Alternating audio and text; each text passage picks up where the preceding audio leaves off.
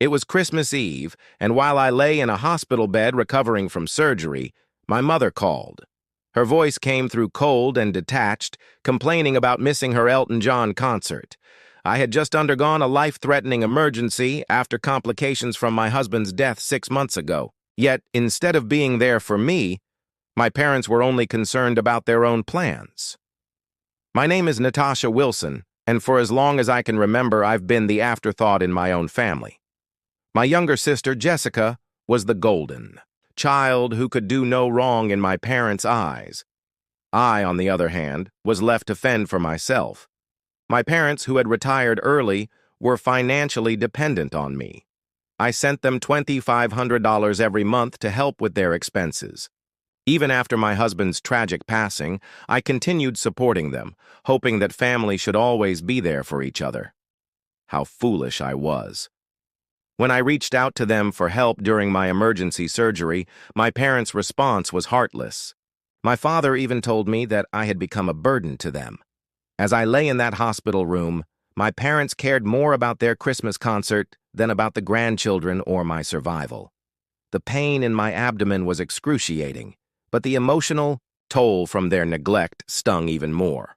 My parents, people I'd spent my life trying to please, had abandoned me when I needed them most. In that moment of heartbreak and pain, I decided enough was enough.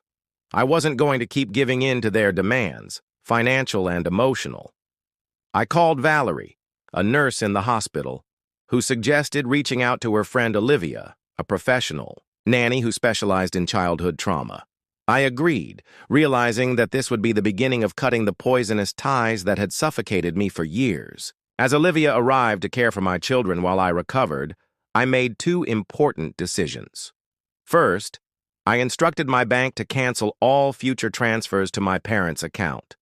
Second, I sent a firm message to my parents telling them I would no longer financially support them. I explained that my children and I deserved better than to be treated like afterthoughts. It was the hardest thing I had ever done, but the relief was immediate. For the first time, I was taking control of my life. The days that followed my surgery were both physically taxing and emotionally freeing. Olivia helped take care of my children while I rested. The messages and calls from my parents continued, but they were now filled with anger and desperation. Not once did they ask about my surgery or the well-being of their grandchildren. They were only concerned about their money and how I had stopped supporting them. Jessica, who had been kept in the dark about the seriousness of my surgery, eventually learned the truth. When she understood the full extent of what had happened, she apologized for her role in the manipulation. It wasn't her fault, but it was a relief to hear her acknowledge how they had treated me. Meanwhile, my life slowly started to transform. I hired Olivia part-time to help with the twins, and I focused on getting back on my feet. I started a side business designing memorial websites for grieving families, something that gave me a renewed sense of purpose beyond just surviving. Through a support group for widowed parents, I found a community that understood my struggles, something I had never experienced with my own family. Then, my parents hit rock bottom. They were forced to sell their house after receiving a foreclosure notice. They had lived beyond their means, relying on me for financial support to maintain their lifestyle. The phone calls from my father became more frantic. They had mismanaged their money, overspending on luxuries like a boat and vacation properties. Jessica even discovered they had taken a second mortgage to finance their lifestyle, fully relying on me to bail them out. I could have helped them, but I didn't. Instead, I focused on my children and myself, as much as I once thought I owed them. I now realized how little they had ever given me in return. My parents' calls became increasingly desperate, but I remained firm. I had made it clear that I was no longer their financial safety net.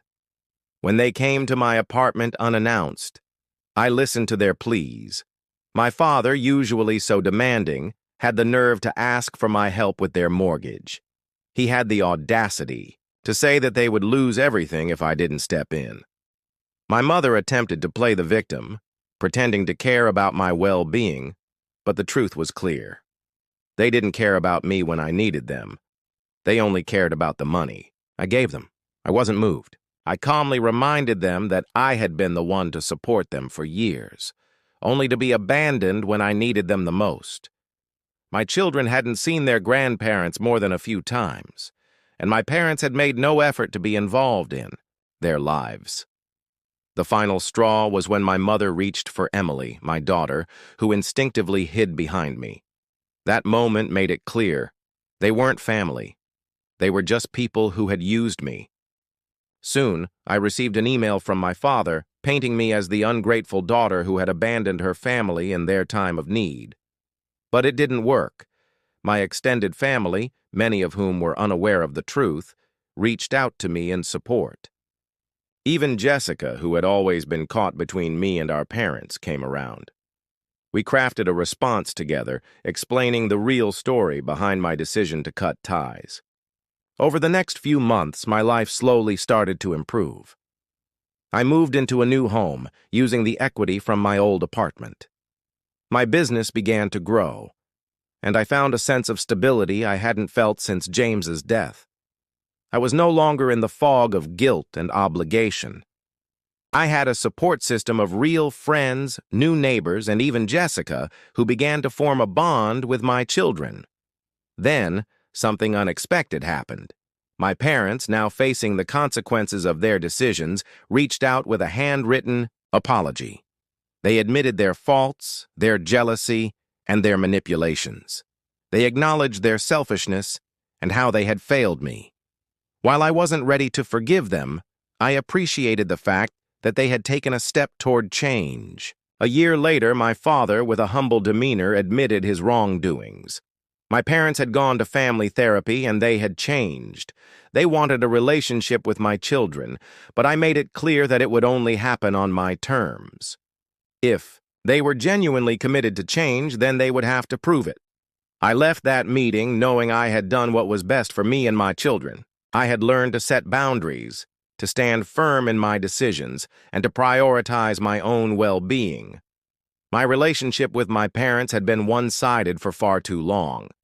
I had made the hard decision to cut them off, and in doing so had found a new sense of freedom and peace.